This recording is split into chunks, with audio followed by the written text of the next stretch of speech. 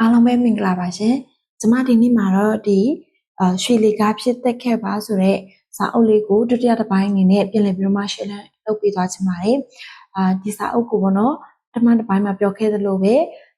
ဲစာရေးဆရာကြီးဂျွန်စီမတ်ရှ်ဝဲကရေးသားပြီးတော့မှစာရေးဆရာညီညီနိုင်ကနေပြီးတော့မှဘာသာပြန်ထားတဲ့စာအုပ်ဖြစ်ပါတယ်။ဒီစာအုပ်ရဲ့ရည်ရွယ်ချက်ကိုသိချင်တော့ပထမတစ်ပိုင်းမှာကျမပြောပြပေးခဲ့တဲ့အတွက်မလို့ပေါ့နော်အဲ့ဒါလေးကိုသွားကြည့်စီချင်ပါတယ်လို့စာအုပ်ထဲကနေသဘောကျတဲ့စာကြောင်းကိုအရင်ဆုံးပြောပြပေးချင်ပါတယ်။အဓိက idea ကကိုသိဖို့နဲ့လက်ရှိပတ်ဝန်းကျင်မှာကိုလိုချင်တာတွေရဖို့ဖြစ်စွမ်းပေးနိုင်ရဲ့လားဆိုတာသိရေးအတွက်ဖြစ်ပါတယ်။ကျွန်တော်စိန်ခေါ်တဲ့ပထမနည်းကတော့ကျွန်တော်ရဲ့ရည်မှန်းချက်ပန်းတိုင်တွေကိုလူသိရှင်ကြားအသိပေးတာပဲပေါ့။လူတစ်ယောက်နဲ့အများကိုတွန်းအားပေးမှုတချို့မှာအလုပ်ပြရမယ့်ကာလကိုကန့်သက်ပေးတာပဲဖြစ်ပါတယ်။တိုးတက်မှုနေကွေးတာကိုမကြောက်ပါနဲ့။ရက်ဆိုင်နေတာကိုသာကြောက်ပါတရုတ်စကုပ်ပုံကျွန်တော်တို့အလုံးများနေလိမ့်မယ်အများကြီးလဲကျွမ်းကျင်လာနိုင်ပါတယ်သို့တော့စိတ်ထဲတွေအပီးတိုင်အဆုံးတန်းစလုံးမှသာအမှန်တကယ်အကျိုးရှိမှာဖြစ်ပါတယ်လူတယောက်ရဲ့ပြဿနာဆိုတာသူ့ကိုယ်သူရှာတဲ့ပြဿနာပါဂျွန် MC ဒိုနယ်ဘဝဆိုတာတင်ထင်တယ်လို့ဖြစ်မှာမဟုတ်ပဲသူဖြစ်တယ်လို့ဖြစ်တာပါပဲဒါပေမဲ့စီမံခန့်ခွဲတဲ့နီလန်အရာတော့ကွဲပြားခြားနားမှုတွေလုပ်နိုင်ပါတယ်အကျဉ်းစရိုက်ကရည်ရွယ်ချက်လျောက်တိုးတက်ဖြစ်ထွန်းရသလိုတကူရည်ကြီးပွားအောင်မြင်မှုမြင့်မားဖို့လည်းအဆုံးဖြတ်ပေးတာပါပဲတိုးတက်အောင်မြင်မှုမရှိရင်တော့ညုံမန်းတဲ့ပိုင်းတိုင်ကိုဘယ်တော့မှရောက်လာမှာမဟုတ်ပါဘူးတခြားလူတွေလှုပ်စေချင်တာကိုကိုကလှုပ်လိုက်တာပဲဖြစ်ပါတယ်ဒါကို golden rule လို့သတ်မှတ်ပါတယ်အိမ်မက်ထမှာပဲခရီးသွားနေလို့မရသလိုအိမ်မက်မပါဘဲနဲ့လည်းရက်တည်လို့မရပါဘူးအောင်မြင်မှုရဲ့အန်ဒီရဲ့တစ်ခုကတင်ကြားလို့မရနိုင်တဲ့လူအဖြစ်ရောက်သွားစေတာပဲဖြစ်ပါတယ်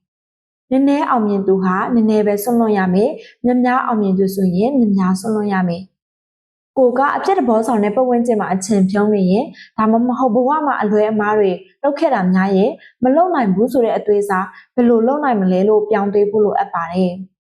်တခြားလူတွေမေးတာထက်ကိုအထက်ပြန်မေးနိုင်ပါတယ်တခြားလူတွေထက်တာဖို့မျှော်လင့်ရမယ်တခြားလူတွေယုံကြည်တာထက်ကိုယုံကြည်မှုကပုံမထက်တန်များပြရမယ်တခြားလူတွေထင်တာတဲ့ကိုကပို့ပေးနိုင်ရမှာဖြစ်ပြီးတခြားလူတွေတဲ့ကိုကပို့ကိုညင်ရမှာပဲဖြစ်ပါတယ်။ဒါကစာအုပ်ထဲကနေပြီးတော့ပေါ်ကြတဲ့စာအုပ်ပဲဖြစ်ပါတယ်။ဒီစာအုပ်ကိုဖတ်ပြီးတော့ကျမလည်းကိုစိန်ခေါ်မှုတွေလုပ်ကြည့်ရပြီးတော့ဆရာပြောသလိုပဲပေါ့နော်။ကိုယ့်ရဲ့ပုံစံလေးပေါ့နော်အထူးသဖြင့်ဒီဆရာဆိုရင်အိမ်မက်နဲ့ပတ်သက်ပြီးတော့မှသူပြောရဲဆိုရင်အိမ်မက်မရှိဘူးဆိုရင်လည်းအလကားပဲပေါ့နော်ဒါပေမဲ့အိမ်မက်ရှိပြီးတော့မှလက်တွေ့မလုပ်ဘူးဆိုရင်လည်းဒါဘာမှဖြစ်လာတဲ့ဟာမဟုတ်ဘူးเนาะတကယ်တမ်းတော့ကျမတို့ကစာအုပ်ဖတ်ပြီးလို့ရှိရင်ဖတ်တာပဲမဟုတ်ဘူးနဲ့လက်တွေ့လှုပ်ဆောင်ရမယ်ဆိုတဲ့အပိုင်းကိုပေါ့เนาะပို့ပြီးတော့မှသိလာတယ်ပေါ့เนาะဆိုတော့တကယ်ပဲဒီမှာရှိတဲ့လူတွေကိုကျမလည်းလက်တွေ့လှုပ်ဆောင်မယ့်အပိုင်းလေးတွေကိုဝင်ပြပေးခြင်းနဲ့ဒီဗီဒီယိုကြည့်နေတဲ့လူကလည်းပေါ့เนาะကွာဒီစာအုပ်ဖတ်ဖူးတယ်ဆိုရင်လည်းဒီစာအုပ်ထဲကနေပြီးတော့မှကျမတို့ကိုခွန်အားပေးတဲ့အရာတွေလှုပ်ဖြစ်ခဲ့တဲ့အရာတွေကိုပြန်ပြီးတော့မှ share လုပ်ပေးခြင်းလည်းရပါတယ်ကျမအရင်တစ်ခါပြောခဲ့သလိုပဲပေါ့နော်ဒီစာအုပ်ကဒီလိုမျိုးပေါ့နော်တရက်ဖတ်မယ်တရက်လက်တွေ့လောက်ဆောင်နေပေါ့နော်ကျမပြောခဲ့သလိုပဲအချိန်ကြောက်ပေါ့နော်ပြီးတော့ဒီစာအုပ်ကိုဖတ်ရတဲ့ဟာကကျမတို့ရဲ့နည်းနည်းရက်90ဆိုရင်အများတယ်ပေါ့နော်3လကြီးဖြစ်နေတယ်ဆိုတော့ကျမကဒီနှစ်ပတ်အတွင်းမှာပေါ့နော်ဒီစာအုပ်ကိုဖတ်ပြီးရပြီးတော့ကျမဒ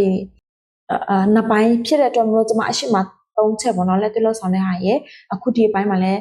3ပိုင်းပဲပေါ့နော်လက်တွေ့လောက်ဆောင်မယ်ပေါ့နော်ဒါပေမဲ့ O1D စာအုပ်ကိုတကယ်ပဲကိုရက်90အတွင်းမှာပြောင်းလဲခြင်းနဲ့ဆိုရင်စာအုပ်ဝယ်ထားပြီးတော့မှတရက်လက်တွေ့လောက်ဆောင်သွားရင်ပို့ပြီးတော့မှအကျိုးရှိမယ်လို့ကျမမြင်နေပေါ့နော်ဆိုတော့ဒီတစ်ပိုင်းမှာကျမလက်တွေ့လောက်ဆောင်မယ့်အပိုင်းကသူမေးထားတယ်ပေါ့နော်ခင်ဗျားရဲ့ဦးစားပေးအလုပ်တွေလုပ်နိုင်ဖို့ကူညီပေးမဲ့ဘာစနစ်တွေရှိတယ်လေခင်ဗျားကိုကူညီနိုင်ဖို့တာဝန်ပေးထားရအောင်ဘယ်လိုလူတွေလိုအပ်လဲပေါ့နော်အဲ့ဒါနဲ့ကျမကကျမကိုဒီအလုပ်တွေလုပ်နိုင်ဖို့ပေါ့နော်ကူညီပေးတဲ့အရာကအချိန်ပဲဖြစ်ပါတယ်အချိန်ကိုကောင်းလေးအသုံးချတဲ့စနစ်ပဲဖြစ်ပါတယ်ကျမရဲ့ဘဝမှာကူညီပေးဖို့လူဆိုရင်တော့ပေါ့နော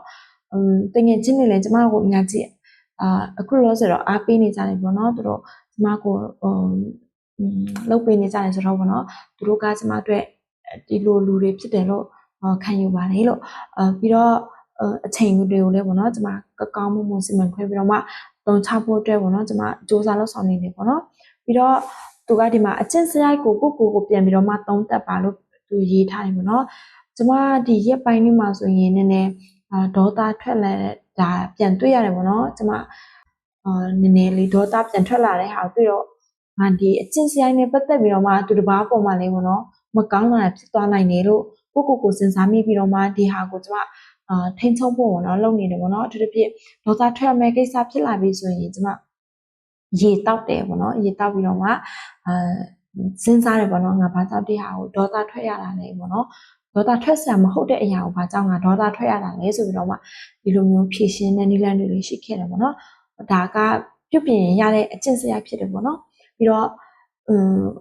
သူကပြောထားတယ်ပေါ့နော်ကျမတို့ကမကြရှုံဘူးဆိုတဲ့ဥစ္စာကိုသိရင်ဘယ်လိုဖြစ်လာမလဲပေါ့နော်ပြီးတော့မှအချိန်ကျရင်တော့ကျမတို့ကငါသာမကြရှုံဘူးဆိုတာသိသွားမယ်ဆိုရင်စူးစမ်းမှုပဲအရင်ဆုံးရှိမယ်လို့သူပြောခဲ့တယ်ပေါ့နော်တကယ်တမ်းမှန်တယ်ပေါ့နော်ဥပမာငါဒီစာရေးဆရာဖြစ်ချင်တယ်တကယ်ပဲအောင်မြင်တဲ့စာရေးဆရာဖြစ်လာမယ်ဆိုတဲ့ဟာကအကန့်အသတ်မရှိခဲ့ဘူးဆိုရင်ပေါ့နော်ငါဒီအောင်လို့စူးစမ်းမလဲဆိုတာပဲစဉ်းစားနေပေါ့နော်ဆိုတော့ကျမလည်းစူးစမ်းတော့ဖို့အတွက်လှုပ်ဆောင်နေတယ်ပေါ့နော်အားလုံးလည်းကျမကို